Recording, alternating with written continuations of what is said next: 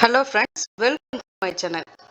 இன்னைக்கு இந்த வீடியோவில் நம்ம எதை பற்றி பார்க்க போகிறோம் அப்படின்னா எல்லாருக்குமே இன்கம் டேக்ஸை சேவ் பண்ணணும் அப்படின்னு சொல்லிட்டு ஒரு ஆசை இருக்கும். ஆனால் இன்கம் டேக்ஸை சேவ் பண்ணுறதுல நம்மளே அறியாமல் நம்ம ஒரு சில மிஸ்டேக்ஸ்லாம் பண்ணிடுவோம். ஸோ அந்த மாதிரி மிஸ்டேக்லாம் பண்ணும்போது கண்டிப்பாக உங்களுக்கு இன்கம் டேக்ஸ் நோட்டீஸ் வரும். இதுதான் நான் அதை எப்படி நம்ம அவாய்ட் பண்ணலாம் அப்படிங்கிறத தான் இந்த வீடியோவில் பார்க்க போகிறோம். ஸோ வீடியோக்கு போகிறதுக்கு முன்னாடி இது வரைக்கும் நம்ம சேனலை சப்ஸ்கிரைப் பண்ணாதவங்க சப்ஸ்கிரைப் பண்ணிக்கோங்க. அப்படின்னா தான் நம்ம போடுற யூஸ்ஃபுல்லான வீடியோ உடனே வரும். ஓகே, இதை ஒழுங்காக பண்ணலை அப்படிங்கிற பட்சத்தில் உங்களுக்கு இன்கம் டேக்ஸ் நோட்டீஸ் வரும். அது என்ன ஒழுங்காக பண்ணணும் அப்படின்னா பணம் டிரான்ஸ்ஃபர்ஷன் எல்லாருக்குமே பேங்க்ல நீங்க அக்கௌண்ட்ல இருந்து ஒரு அக்கௌண்ட்க்கு டிரான்ஸ்ஃபர் பண்ணுவீங்க. அப்படிங்கிற பட்சத்துல அதுக்கான லிமிட் உங்களுக்கு தெரியாம போயிடும்.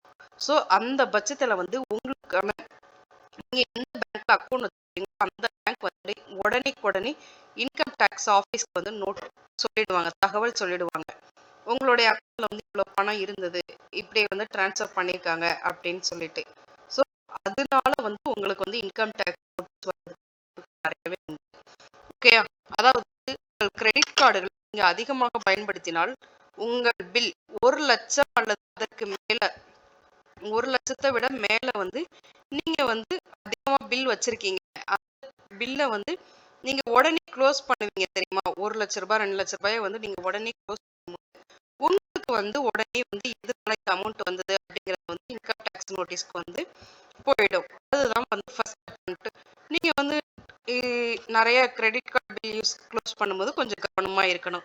வருமான வரித்துறையின் அறிவிப்பை தவிர்க்க மக்கள் பல்வேறு நடவடிக்கைகளை மேற்கொண்டுள்ளார்.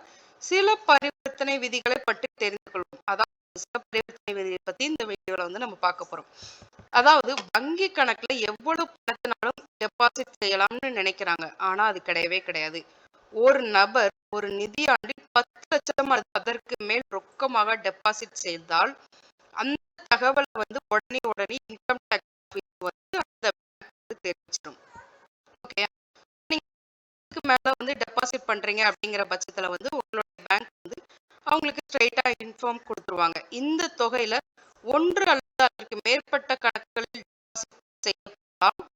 அவை உங்க பெயரில் மட்டுமே திறக்கப்படும். வரம்பிற்கு மேல் பணம் டெபாசிட் செய்தால் இந்த எங்கிருந்து வருது என்று வருமான வரித்துறை கேட்கலாம்.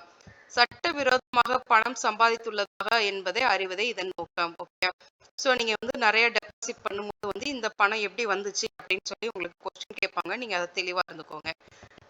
அதுக்கப்புறம் சொத்து வாங்கும்போது பெரிய பரிவர்த்தனை செய்தாலும் வருமான வரித்துறையிடம் அது பற்றி கேட்கலாம். அதாவது பெரிய இப்போ ஒரு லேண்ட் வாங்குறீங்க, அப்படி வாங்கும்போது ஒரு 30 லட்ச ரூபாயை நீங்க அந்த பில்டருக்கோ இல்ல வாங்குற நபருக்கோ நீங்க உடனே டிரான்ஸ்ஃபர் பண்ணும்போது 30 லட்ச ரூபாய் டிரான்ஸ்ஃபர் பண்றீங்க, 30 லட்ச ரூபாய் இந்த மாதிரி உங்களுக்கு கேட்கறதுக்கான வாய்ப்புகள் நிறையவே உண்டு.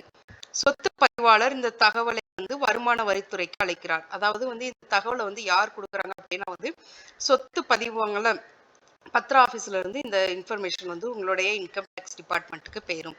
அந்த சூழ்நிலையில இந்த வருமான வரித்துறை பணத்தின் ஆதாரம் குறித்து கேட்கலாம் அப்படின்னு சொல்லியிருக்காங்க. தேவையான ஆவணங்களை நீங்க வச்சிருக்கணும். ஓகே, தற்போது பங்கு சந்தை, அதாவது எல்லாருமே தெரியும் ஸ்டாக்ல இன்வெஸ்ட் பண்ணுவாங்க. அதாவது எம்எஃப் பரஸ்பர நிதிகள் விருப்பமான முதலீட்டு விருப்பங்களாக உருவாக்கியுள்ளன. பங்கு சந்தை எல்லாருக்குமே ஷேர் மார்க்கெட் இப்போ எல்லாருமே அமௌண்ட் போடுறதுக்காக ரொம்ப இன்ட்ரெஸ்டா இருக்காங்க. அந்த இதுல கடன் பத்திரங்கள் அல்லது பத்திரங்களை வாங்குவதற்கு 10 லட்சம் அல்லது அதற்கு மேல் பரிவர்த்தனை செய்திருந்தால் இந்த தகவல் வருமான வரித்துறையால் பெறப்படுகிறது. நீங்க ஷேர் மார்க்கெட்ல இன்வெஸ்ட் பண்றத கண்டிப்பா டிபார்ட்மெண்ட்டுக்கு போயிடும். ஸோ நீங்க இன்வெஸ்ட் பண்ணும்போது 10 லட்ச ரூபாய்க்கு மேல நீங்க இன்வெஸ்ட் பண்ணீங்க அப்படிங்கிற பட்சத்துல உங்களுக்கு கண்டிப்பா நீங்க போயிடும், இன்கம் டேக்ஸ் டிபார்ட்மெண்ட்டுக்கு போயிடும் அப்படின்னு இருக்காங்க. இன்னொரு விஷயம், உங்கள் கிரெடிட் கார்டுகளை நீங்கள் அதிகமாக பயன்படுத்தினால் உங்கள் பில் 1 லட்சம் அல்லது அதற்கு மேலாக இருந்தால் நீங்கள் எச்சரிக்கையாக இருக்க வேண்டும். நீங்கள் பணமாக பில் செலுத்தினால் பணத்தின் ஆதாரம் குறித்து உங்களிடம் கேட்கலாம். எந்த நிதியாண்டிலும் 10 லட்சம் அல்லது அதற்கு மேல் பணம் செலுத்தப்பட்டாலும் பணத்தின் ஆதாரம் குறித்து கேள்வி கேட்கப்படும். 10 lakhs மேல வந்து நீங்க வந்து ட்ரான்ஸ்ஃபர் பண்றீங்கங்கிற பட்சத்துல வந்து உங்களுக்கு கண்டிப்பா வந்து கேள்வி கேட்பாங்க. அதே மாரி வந்து கிரெடிட் கார்டு பில் வந்து 1,00,000க்கு மேல நீங்க க்ளோஸ் பண்ணா அதுக்கான கொஸ்டின்ஸும் வந்து உங்ககிட்ட இருந்து கேட்கப்படுவாங்க. ஸோ இந்த மாரி நீங்க டிரான்சாக்ஷன் பண்ற டைம் நீங்க வந்து ரொம்ப கவனமா இருங்க.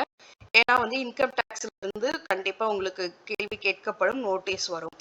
ஓகே ஃப்ரெண்ட்ஸ், இந்த வீடியோ வந்து உங்களுக்கு ரொம்ப யூஸ்ஃபுல்லா இருக்கும்னு நினைக்கிறேன். நெக்ஸ்ட் ஒரு வீடியோல மீட் பண்ணலாம். Bye by.